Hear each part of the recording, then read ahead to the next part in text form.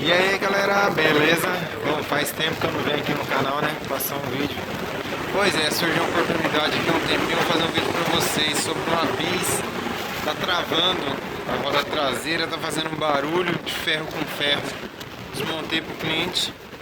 Rolamento, ó, ruim. Pegando o espelho do freio, tá bom? No cubo, comeu, olha lá,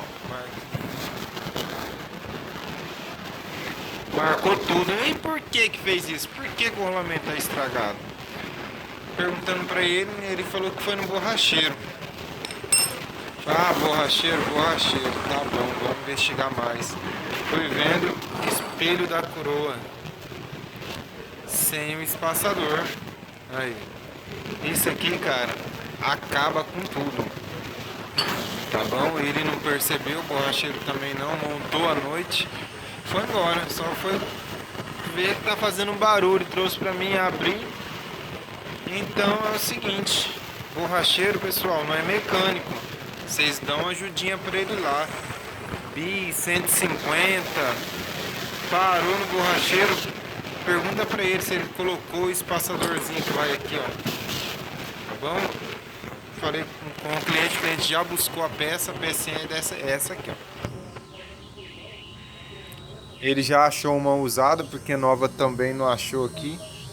Essa peça vem para tirar essa folga entre o rolamento até o cubo, até o rolamento do cubo, tá bom? Então, seguinte, quem já passou por isso aí, ó, deixa nos comentários aí.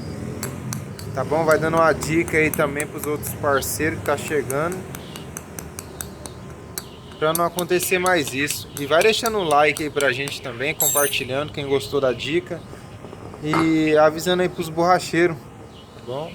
Vai dando um toque pro borracheiro aí, que o borracheiro é nosso amigo, quebra bastante nosso galho.